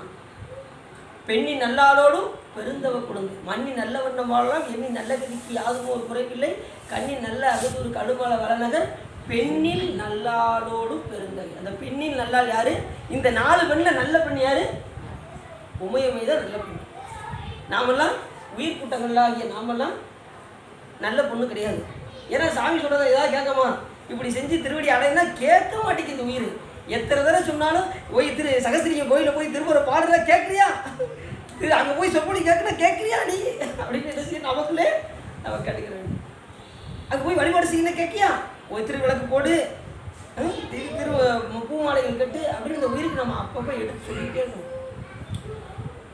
கேட்கும் உயிர், நம்ம அதுக்கு தகுந்த மாதிரி பக்குவப்படுத்தணும். அவ்வளோ டெய்லி ஒரு மணி நேரமாவது இந்த மாதிரி சொற்பொழிக்க நேரத்திலையாவது சிவத்தை பற்றி சிந்திக்கக்கூடிய ஒரு வாய்ப்பை நம்ம இறைவன் நமக்கு வழங்கியிருக்காரு. அதை நம்ம நல்லபடியாக பயன்படுத்தணும். அப்படின்னு எவ்வளோ வேலை இருந்தாலும் அதை போட்டுட்டு ஒரு மணி நேரமாவது சாமி பற்றி சிந்தனை செய்ய வேண்டும் என்பதற்காக அப்படின்னு எவ்வளோ வேலை இருந்தாலும் போட்டுட்டு எப்படியாவது வரணும்னு தான் முடிஞ்ச அளவுக்கு முயற்சி பண்ணேன். ஒரு முடியாத பட்சத்துக்கு தான் வர முடியாது. ஒவ்வொரு நேரம் வேலை அந்த நேரம் பார்த்து வந்துச்சுன்னு வச்சுக்கோங்களேன், அன்னைக்கு வர முடியாது. மற்றபடி முடிஞ்ச அளவுக்கு அப்படின்னு ஆனால் ப்ரிப்பேர் பண்ணிக்கிடுவேன், ரெடியாக வச்சுக்கிடுவேன். வேலை வரலன்னு வச்சுக்கோங்க, அந்த நேரத்தில் அப்படி போட்டு ஓடி வந்துடுவேன். அது ஒரு இன்ஃபார்ம் பண்ணிடுறது எல்லாத்துக்கும். முடிஞ்ச அளவுக்கு எல்லோரும் வந்து கேட்டிங்கன்னா உங்களுக்கு ரொம்ப சிறப்பாக இருக்கும். முடிஞ்ச அளவுக்கு அடிக்க வந்துடுவேன். முடிஞ்ச அளவுக்கு நீங்களும் வந்து ஒத்துழைப்பு கொடுத்தீங்கன்னா நம்ம சாமியை பற்றி சிந்திக்கலாம். சரி, அப்படி ஆனந்துக்கு வந்து தவத்துக்கு ஏற்ற இடம் அசுரர்களுக்கு. நஞ்சனையுடைய விறகை நிறைய இட்டு முதலில் நிறைய தீயை மூட்டி தீயனுக்கு வேண்டிய ஓமப் பொருட்களையும் ரத்தத்தையும் ஊனையும் மற்றவற்றையும் கொடுத்து கொடிய வேள்வி செய்யுங்கள். தாய் எப்படி சொல்லி கொடுக்க பாருங்க. சிவபெருமானை அடையணும்னா என்ன செய்யணும்? வேள்வி செய்யணுமா. அந்த இறைவனிடம் வந்து அருளை வாங்குவதற்கு ரத்தத்தையும் ஊனையும் அந்த வேள்வியில் இடணுமா. அப்படின்னா தான் நம்ம நினைச்சதை சாதிக்க முடியும் சொல்லி தாய் சொல்லி கொடுக்குறாங்க. சிவந்த கண்களையுடைய திருமாலும் நான்முகனும் இவர் முதலாக தேவர்கள் யாவரும் எங்கள் முதல்வர் என வணங்குமாறு மேன்மையுடைய கங்கை ஆற்றை அணிந்த நீண்ட சடைமுடியுடைய சிவபெருமானை வணங்கி துதித்தார். நல்லதுங்க. மற்றவங்களாம் விடுங்க, யாரை வணங்கணும்னாங்க? சிவபெருமான்கிட்ட தான் அருள் வாங்க முடியும், வேற யார்ட்டையுமே அருளை வாங்க முடியாது. சொல்றாரு பாருங்க, செங்கன் மால் அயன் முதல் தேவர் யாவரும். அப்போ இவங்க எல்லாரும் எந்த லிஸ்ட்டில் வந்துட்டாங்க? திருமால் அயன்லாம் தேவர்கள் லிஸ்ட்டில் வந்துட்டாங்க. தேவர் யாவரும் எங்கனா யாகன இறைஞ்ச மேதகு கங்கைவார் சடைமுடி கடவுள். இப்போ கடவுள்னா யாரு? செஞ்சடையுடைய சிவபெருமானை முழுவதற்கு பொருள். கடவுள் போற்றியே பொங்குதி வேள்வியை உறுதியில் பற்பகல் அப்படின்னாங்க. பற்பகல்னா பகல் நேரத்தில் பண்ணணும். நீண்ட சடைமுடியுடைய சிவபெருமானை வணங்கி துதித்து பலகாலமாக ஒளிர் தீயுடைய வேள்வி செய்வீராக என்று தாயை வந்து சொல்லி கொடுத்தார். இப்போ நீங்கள் செய்யக்கூடிய அந்த கோபகுண்டல வேள்வி இருக்கே, அந்த வேள்வி வந்து சிவபெருமானை நோக்கி தவம் செய்யுங்கள்னு சொல்லி கொடுத்தா தாய். அப்போ அவள் கூட தெரியுது, முழுவதற்கு பொருள் சிவபெருமான் தான் தெரியுது. எல்லாரும் ஒரு ஒரு கெஸ்ட் என்ன தெரியுமா பண்ணுவாங்க? சிவபெருமானை ஈஸியாக ஏமாத்திடலாம் அப்படின்னு எல்லாருடைய ஐடியா. ஏன்னா எது கட்டாலும் கொடுத்துருவார் அந்த ஆள். யார்? சிவபெருமான். வாழை கட்டால் எது கட்டாலும் கொடுத்துருவார். உண்மையிலே தான் அருணாத பெருமானே சொல்கிறார், உரத்துறை போத தனியான உனை சிறிது ஓத தெரியாது, மரத்துறை போலும் அடியேனும் மலத்தி இருள் மூடி கிடலாமோ, பரத்துறை சீரத்தவர் வாழ்வே பனித்தடி வாழ்விற்று அருள்வோனே, வரத்துறை நீத ஒரு சேய வைத்தியநாத பெருமாளே, வரங்களையெல்லாம் அள்ளி அள்ளி வழங்கக்கூடிய வைத்தியநாதருடைய பிள்ளையே அப்படின்னு முருகப்பெருமானை சொல்கிறார். வரத்துறை நீத ஒரு சேய, எது கேட்டாலும் கொடுத்துருவார். வேண்டத்தக்கது அறிவோயினி வேண்ட முழுதும் எது கேட்டாலும் முழுசாக தந்துடுவார் சாமி. ஆனால் அதுக்கு ஒரு பெரிய வரும், அதுக்கு நம்ம வந்து தயாராக இருந்துக்கணும். எது கேட்டாலும் சாமி கொடுத்துருவார். அது மாதிரி வேண்டுவாருக்கு வேண்டுவன ஈவான். எது கேட்டாலும் சாமி கொடுத்துருவாரு. அப்போ இவர்கிட்ட எது கேட்டாலும் கொடுத்துருவாரு அப்படிங்கிற தைரியத்தில் தான் இவங்க என்ன செய்கிறாங்க, ஆளாளுக்கு வரங்களை கேட்டுக்கிட்டே அவர்கிட்ட அருளை வாங்கிக்கிட்டே இருக்காங்க. அப்படி வரத்தை வாங்கக்கூடிய ஆற்றல் சிவபெருமான் ஒருத்தருக்கு தான் உண்டு. அதனால் அவரை நோக்கி நீங்கள் தவம் செய்யுங்கள் என்று யார் சொன்னால், தாயை ஆகிய மாயி சூரபத்மன் சிங்கமாசன் தாரகாசுரனுக்கு எடுத்துரைத்து அந்த வேள்வியை செய்தீர் என்றால் கருமையுடைய கண்டத்திரான சிவபெருமான் அருளுடன் முன் வந்து நீங்கள் விரும்பியபடியெல்லாம் இந்த பிறவியில் பெறுமாறு நன்கு உண்மையாக உங்களுக்கு அளிப்பார். உங்களுக்கு என்ன வேணுமோ உங்களுக்கு அவர் அளிப்பாரா? சிவபெருமான் கொடுத்துருவாரா? அசுரன் வந்து கேட்டால் சிவபெருமான் கொடுத்துருவாரா? கொடுத்துருவாரா? நெசமாவா? கண்டிப்பாக கொடுப்பாரு. அவர் யார் கேட்டாலும், நல்லவர்கள் மட்டும் இல்லை, கெட்டவர்கள் கேட்டாலும் கூட சிவபெருமான் கொடுப்பார். எது கேட்டாலும் கொடுத்துருவார் அவர். அதனால தான் எல்லாருமே போய் பார்த்தீங்கன்னா இவர் அதெல்லாம் கேட்குறாரு. எத்தனையோ அசுரர்கள்லாம் எத்தனையோ வேற அடிமைப்படுத்தி இருக்காங்க. அதுமாதிரி 3 கோட்டையில் உள்ள அசுரர்கள்லாம் சிவபெருமான்கிட்ட வர வாங்கி சிவபூஜை செய்து அவங்க சிவபூஜை கைவிட்டதுக்கப்புறம் தான் சிவபெருமானில் அவங்க அழிக்க முடியாது. இல்லைன்னா சாமியால் கூட என்ன செய்ய முடிஞ்சிருக்காது, அவங்கள அழிச்சிக்க முடியாது. அதனால் சாமி அதுக்கு தகுந்த மாதிரி ஐடியா வச்சுருப்பாரு. 2வது பெருமாளை போய் அவங்ககிட்ட அவர் வேடம் போட்டு அவர் என்ன பண்ணார், புத்த வேடம் போட்டு போய் அவர்களை சிவபூஜை தடுத்து என்ன செஞ்சார். அப்படி இருந்தும் கூட 3 அசுரர்கள் விடாமல் செஞ்சாங்க. அந்த 3 புற கோட்டையில் 3 அசுரர்கள் விடாமல் சிவபூஜை செய்த காரணத்தினால் சிவபெருமான் அந்த 3க்கு மட்டும் அருள் செய்தார். மற்ற எல்லா அசுரர்களையும் சுவாமி சிரித்தே அடித்தார். லேசம் அப்படி புண்ணை செஞ்சாலே எத்தனை பேர் எல்லாரும் அணிஞ்சிட்டாங்க. சாமி சிரிக்கிற நேரத்தில் எத்தனையோ யுகங்கள் தோன்றி பறஞ்சிடணும். சாமி சிரிக்கிற நேரத்தில் நமக்கு இந்த 100 வயசு வாழவுனையும் நம்ம படுற பாடு, எப்படா காலம் ஓடும் ஓடும் ஓடும்னு என்ன செய்கிறோம். அது நவடிட்டே போயிட்டு நமக்குலாம் காலம் எப்படி எப்படின்னா, இப்போ ஒரு 80 வயசுன்னு வச்சுக்கோங்க, 80 வயசோ 90 வயசோ இல்லை 100 வயசுன்னு கூட வச்சுக்கோங்க, காலம் போய்கிட்டே இருக்கும். 90, 91, 92 இப்படி போய்கிட்டே இருக்கும். ஆனால் எவனுடைய கணக்கு எப்படி தெரியுமா, அங்கிட்டு இருந்து வரும். ஒருத்தரோட உயிரை எடுக்கிறதுக்கு என்ன தெரியுமா வச்சுக்காரு அவர், உனக்கு 90 வயசா அந்த வாரம் தம்பி அப்படின்ட்டு அப்படி குறைஞ்சிட்டே வரும். கரெக்டாக கடைசி 10 நாள் கேப் இருக்கும். 9, 8, 7, 6 கரெக்டாக அந்த நாள் வரும்போது நமக்கு கூட்டிகிட்டே போவோம். அவருடைய கணக்கு குறைஞ்சிட்டே வரும். கரெக்டாக அந்த முடிகிற நேரத்தில் பாசக்கேர் வீசி தூக்கிடுவோம். அந்த முடிகிற காலம் வரும்போது அந்த பாசக்கேர் வீசி, நேற்று ஒரு கதையில் பார்த்தோம்ல பாசக்கேரை வீசுறாருன்னு. ஒரு என்ன பண்ணா, ஒரு சிற்பி நம்ம உயிர் போகும்போது நம்மளை மாதிரி ஒரு 4 சிலையை செஞ்சு வச்சுருவோம் அப்படின்ட்டு 4 அப்படியே தத்துருவமாக வச்சு செஞ்சு வச்சுருந்தான். எவனுக்கு சதயமாகி போச்சு, யாரோட தூக்க அப்படின்னு பார்த்தாரு. எவன் பார்த்தா அவருக்கு சதயமாகி போச்சு. இந்த மனிதர்கள் ஏமாத்துறதுக்கு ஒரே வேலை, இந்த சிலை சிற்பியை நான் என்னால் பாராட்டாமல் இருக்க முடியல அப்படின்னாரு. உடனே அவனுக்கு வாயை ஆட போச்சு பாருங்க, ஒரிஜினலை பார்த்துட்டாரு. அப்படி பாசக்கேரை வச்சு தூக்கிடுறாரு. இவருக்கு இவ்வளோ ஐடியா இருந்துச்சுன்னா அவருக்கு எவ்வளோ ஐடியா இருக்கும். அதனால் பாசக்கேரை வீசி தூக்கிட்டார். சரி, இப்படி நாம் வந்து எப்படி இருப்போம், நம்மளுடைய நிலை அந்த அளவுக்கு. சரி, உடனே என்ன செய்ய, சிவபெருமான்கிட்ட வேண்டிய வரங்களை வாங்கி விடலாம் என்று தன் தாய் வந்து சொல்லிக் கொடுத்தார். எண்ணிய இந்த வேள்வியை செய்யும்படி நீங்கள் 3வரும் ஆலந்தீவில் சென்றிருக்கும் போது அந்த வேள்விக்கு செய்ய வேண்டிய எல்லா பொருட்களையும் நான் வெவ்வேறாக தருவேன், நீங்கள் செல்லுங்கள் என்று மாயை தன் மைந்தர்களுக்கு சொன்னான். நீங்கள் கவலைப்படாதீங்க, அதுக்கு தேவையான பொருட்கள் எல்லாம் உங்களுக்கு தரேன் அப்படின்ட்டு தன் மாயை வந்து எனக்கு சொல்லியிருக்காங்க. அதுக்குரிய பொருளை என்ன பொருள், 3 அதில் என்ன பார்த்தோம், ஊனு வேற ஊன்னா எது, சதைனா அப்படி தான் சூரபத்மன் சதையை அறுத்தறுத்து தான் போட்டு வேலை செஞ்சுருக்கான். அப்படிலாம் சதையெல்லாம் அறுத்து போட்டுருக்காங்க பார்த்துக்கோங்க. அந்த அளவுக்கு எப்படியாவது சிவபெருமான் வந்து அருள் செய்வாருன்னு சிவபெருமான் நல்லா தெரிஞ்சுக்கோங்க. இதுக்கெல்லாம் சிவபெருமான் கட்டுப்படவே மாட்டார். அன்பு போட்டு செலுத்துங்க, உங்களுக்கு சிவபெருமான் வந்து என்னன்னு கேட்பார். நம்ம புராணத்தை நம்ம சிந்திக்க தானே போகிறோம். அடுத்து என்ன நடக்க போகுது அப்படிங்கிறது நம்ம வெயிட் பண்ணி தான் பார்க்கணும். என்ன நடக்க போகுது, இவர் ஊனெல்லாம் அறுத்து கொடுத்தா சிவபெருமான் காட்சி கொடுத்தாரா, இல்லை அதுக்கு முன்னாடியே காட்சி கொடுத்தாரா, இல்லை வேற யாருக்கும் காட்சி கொடுத்தாரா, இல்லை அன்பு செலுத்தியவர்களுக்கு காட்சி கொடுத்தாரா, இல்லை அன்பு செலுத்தாமலே காட்சி கொடுத்தாரா அப்படிங்கிறதெல்லாம் நமக்கு தொடர்ந்து பார்த்தா தான் தெரியும். புராணத்தை பார்க்கும்போது தான் நமக்கு தெரியும். புராணத்தை கொஞ்சம் கொஞ்சமாக சிந்திச்சா தான் நம்ம முழுமையாக அதனுடைய பொருளை நாம் அறிந்து கொள்ள முடியும். எடுத்ததுமே வந்தார் போனார் அப்படின்னோம்னா நமக்கு என்ன ஆகிறாது, கதையை விடுவிடுன்னு சொல்லிட்டேன்னு வச்சுக்கோங்களேன், உங்களுக்கு சுவாரஸ்யம் இருக்காது. தினசரி அந்தந்த படத்தை நம்ம கொஞ்சம் கொஞ்சமாக எடுத்து வைத்தால் தான் நம்ம என்ன செய்ய முடியும், அதனுடைய முழுமையை நாம் காண முடியும். அப்படி இவர் என்ன பண்ணார், அந்த தேவையான பொருட்களை எல்லாம் கொடுக்கின்றேன் என்று மாயை கூற அவர்கள் அதற்கு தகுந்தவாறு சரி என்றார்கள். யார்? பிள்ளைகள். இந்த 3 கணம். முதல் நாள் இரவில் பெற்ற தாயான மாயை வேள்வி செய்ய வேண்டிய முறைகளையும் அந்த வேள்விக்கு இடையூறு வராததற்கான வழிகளையும் மந்திர முறைகளையும் மற்றவற்றையும் தலைமையான செல்வத்தை அடையத்தக்க இயல்புடைய அந்த மூவருக்கும் அவள் எடுத்துரைத்தார். அந்த மூவர் யாரு? சூரபத்மன், சிங்கமுகாசுரன், தாராசுரன். சூரபத்மன் எதுக்கு போகணும்? 3 மலை இருக்குது நம்மக்கிட்ட. சரி, இப்படி வருவோம் உங்களுக்கு. இப்படி சொல்லாத. சிங்கமுகாசுரன் எதுக்கு? கண்மம். தாராசுரன் மாயை. சூரபத்மன் ஆணவம். இதுதான் கண்மம், மாயை, ஆணவத்தை ஞாபகம். கண்மம் அப்படின்னாலே நம்ம சிங்கமுகாசுரன் ஞாபகம் வரும். மாயை அப்படின்னு சொல்லும்போது தாராசுரன் ஞாபகம் வரும். ஏன்னா மாயையாக இருந்தாலும் மறைஞ்சு ஏற்கனவே பார்த்தோம்ல, தாராசுரன் அடிக்கும்போது மாயை மறைஞ்சு மாயாபுரியில் போய் இருந்தால் பார்த்தீங்களா, உடனே சாமி என்ன பண்ணார்? வேலாயுதத்தை கொண்டு வீழ்த்தி அடித்தார். அப்போ சிங்கமுகாசுரன் கண்மமலம், தாராசுரன் மாயாமலம், சூரபத்மன் ஆணவமலம். இந்த மும்மலமும் நமக்கு இப்போ நம்ம உயிர்கள்ட்ட நம்மகிட்ட இருக்குது. மும்மலமாவது அவர் சொல்கிறார், நம்ம திருமணம் என்ன சொல்கிறார்? முப்புறம் வைத்தது மும்மல காரியம் அப்படிம்பாரு. அந்த முப்புறம் வைத்தது இந்த 3 காரியத்தை வைத்து தான் அப்படின்னு சொல்லி சொல்கிறார். அப்படி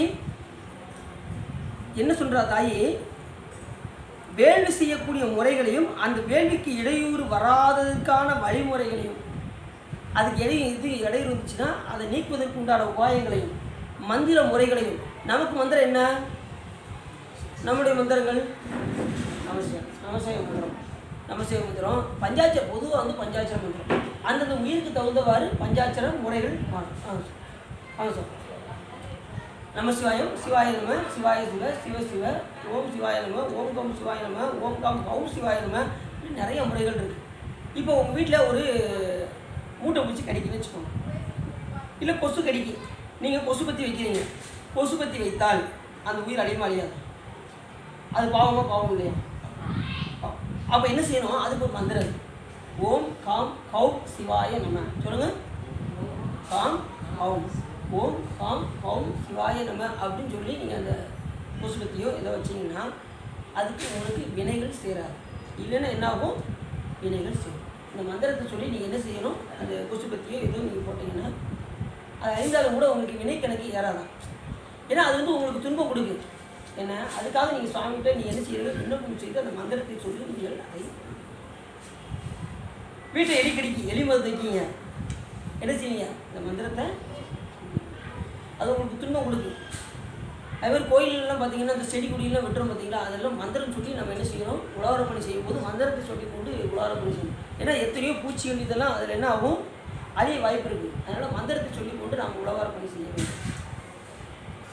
இப்போ ஒரு இடத்துல பாம்பு வருது அப்படின்னா அந்த நேரத்தில் நம்ம ஒரு வல்வினை மெல்வினை பார்த்து என்ன செய்யணும்? அந்த பணியை நாம் செய்ய வேண்டும். மற்றவர்களுக்கு இடையூறு வந்துச்சுன்னா என்ன செய்வாங்க? அந்த பாம்பு அடிச்சுடுவாங்க. ஏன்னா அது எல்லா உயிரும் என்ன செய்யும்? பாதிக்கும். அதனால் பாம்பு அடித்து என்ன செய்வாங்க? வெளியில் தூக்கி போடுவாங்க. நான் உயிரை கொல்ல மாட்டேன் அப்படின்னு அந்த உலக பணி செய்யும்போது அது பாம்பு போய்கிட்டு இருந்துச்சுன்னு வச்சுக்கோங்க, அதை அடிக்காம விட்டா குற்றம் இல்லையா? அது ஒரு சில இடங்கள் பார்த்து நம்ம வன்மை பார்த்து அதுக்கு தகுந்தவாறு நம்ம என்ன செய்ய வேண்டும்? அந்த மந்திரங்களை சொல்லி நாம் செய்யணும். சில வழிமுறைகள்லாம் இருக்குது. அந்த மந்திரத்தை சொல்லி நாம் என்ன செய்யணும்? சில நேரத்தில் அந்த இதை நம்ம பயன்படுத்தணும். ஓம் காம் ஓம் சிவாய அப்படின்னு எங்கள் ஆசிரியர் எங்களுக்கு சொல்லி கொடுத்தாங்க. அது மாதிரி நீங்களும் அதை பண்ணிக்கணும். சரி, இத்தகைய சமயத்தில் அசுரர் தலைவரான சூரபத்மன் தம்பியரோடு பெற்ற மாயையும் தந்தை காசிம முனிவரையும் வணங்கி குறித்து வெளியிலிருந்து அனுப்ப அந்த இடத்திலிருந்து நீங்கள் உடனே தந்தை தாயாரை வணங்கிட்டு உடனே இவங்க என்ன பண்ணுறாங்க? அந்த இடத்தை விட்டு நீங்கினார்கள். சூரபத்மனும் சிங்கமுகாசுரனும் தாய் சொன்ன வழிமுறைகள்லாம் கேட்டுக்கிட்டாங்க. தந்தை சொன்ன முறைகளையும் கேட்டுக்கிட்டாங்க. தந்தை என்ன சொல்லி கொடுத்தாரு? சிவன் வந்தப்போ முழுவதற்கு பொருள் அவர் தவிர இந்த உலகத்தில் எந்த பொருளும் கிடையாது. அவர்கிட்ட அருள் வாங்கக்கூடிய என்றும் சிரஞ்சீவியாக திகழ வைத்த மார்க்கண்டேய முனிவருடைய கதையை சொல்கிறேன்னு சொல்லி மார்க்கண்டேய முனிவரை பற்றி எத்தனை நாள் பார்த்தோம்? கிட்டத்தட்ட ஒரு 6 மணி நேரம் பார்த்துருக்கீங்க. அடியில் நம்ம எல்லாருமே 6 மணி நேரம் சிந்திச்சிருக்கோம். அதில் எவ்வளவோ முறைகளை அவர் எடுத்து சொல்லியிருக்கார் நமக்கு. மார்க்கண்டேய முனிவருடைய கதை நமக்கு ரொம்ப முக்கியமானது. அதில் 4 தலைமுறை வந்துச்சு. உச்சமாமுனிவர், அவருடைய மகன் மிருககண்டூயன், அவருடைய பிள்ளை மிருககண்டு, அவருடைய பிள்ளை மார்க்கண்டேயன், 4 தலைமுறைகள் வரையும் வந்தது. அது ஒரு பெரிய கதையாக போச்சு. பாருங்க, ஒரு கதை எடுக்கிறதுக்கு 4 தலைமுறை வச்சு சொல்கிறாங்கன்னா இதை விட ஒரு புராணம் வேறு எங்கே பார்க்க முடியும் சொல்லுங்க பார்ப்போம். 4 தலைமுறை எந்த புராணமாவது எடுத்து சொல்லியிருக்கா பாருங்க. 2 தலைமுறை வேணால் சொன்னோம். இப்போ கண்ணப்பநாயனார் கூட பார்த்தீங்கன்னா கண்ணப்பநாயனார் அது முன்புறையில் அர்ஜுனருக்கு கூட தான் தெரியும், அதுக்கு முன்னாடி என்னன்னு தெரியாது. இதில் பார்த்தீங்கன்னா 4 தலைமுறை வருது பார்த்துக்கோங்க. அப்படி இதெல்லாம் சொல்லக்கூடிய இதெல்லாம் வந்து கந்த புராணத்திலும் பெரிய புராணத்திலும் அது மாதிரி திருவிளையாடல் புராணத்திலும் தான் இந்த மாதிரி வரும். மற்ற எந்த புராணத்திலையும் அவ்வளோ வராது. அதனால தான் சிவநூல்களெல்லாம் கட்டு தேர வேண்டும் என்று நமது ஞானிகள் சொல்லியிருக்கிறார். இத்தகைய சமயத்தில் அசுர தலைவரான சூரபத்மன் தம்பியரோடு மாயை தன்னுடைய தந்தையாகிய காசி மொழிகளும் 2-3 பேரும் சேர்ந்து வணங்கினாங்க. வணங்கி விடைபெற்று சென்று அந்த இடத்தை விட்டு நீங்கினான்னு சொல்லி இந்த புராணம் முடியுது. அடுத்த நாளைக்கு நம்ம என்ன பார்க்க, மாயை நீங்கப்படலாம், என்ன நீங்கினாங்கன்னு நம்ம நாளைக்கு பார்ப்போம் என்று சொல்லி இதுக்காக உள்ளம் நிறைந்து உகை சிறந்து இந்த கந்த புராணத்தை நீங்கள் கேட்டதினால் உங்களுடைய வலிவினை கரைந்து திருவருள் குறையும் என்று சொல்லி திருப்பூர் பாடி அடியை உரையை உதவி செய்யணும். வச்சுட்டோம். தண்டையை வெண்டையும் கிண்கிணி சதங்கையும் தன்களல் இளம்புடன் கொஞ்சமே நீ தந்தையினை முன்பறிந்த ஒளி உண்டு நீ சண்டமுடன் நண்பு போல கண்டுர கடம்புடன் சந்தமகுடங்களும் கஞ்சமல செங்கையும் சிந்து வேடும் கண்களும் முகங்களும் சந்திர நிறங்களும் கண்குளிர எந்தனும் சந்தியாவோ குண்டரிகர் அண்டமும் கொண்ட பகிரண்டமும் பொங்கியள வெங்கலம் கொண்ட போது பொன்கிரிய நெஞ்சிரன் தெங்கினும் வளர்ந்தும் குண்டரிக தந்தையும் சிந்தை கூற கொண்ட நடனம் பதம் செந்திலும் எந்தன் கொஞ்சி நடனம் கொள்ளும் கந்த வேரே கொங்கை குற மங்கையும் சந்த மனம் உண்டிடும் கும்பமுனி கும்பிடும் தம்பிரானே.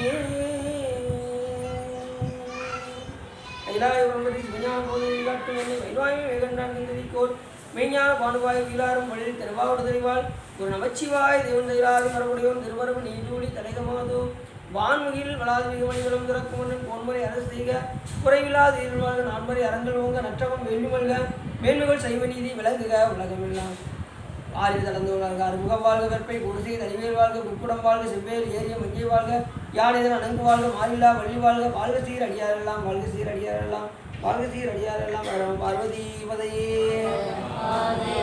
என்னாருடைய சிவனையை போற்றி வேல்முகனுக்கு சித்தம்பலம் தில்லையா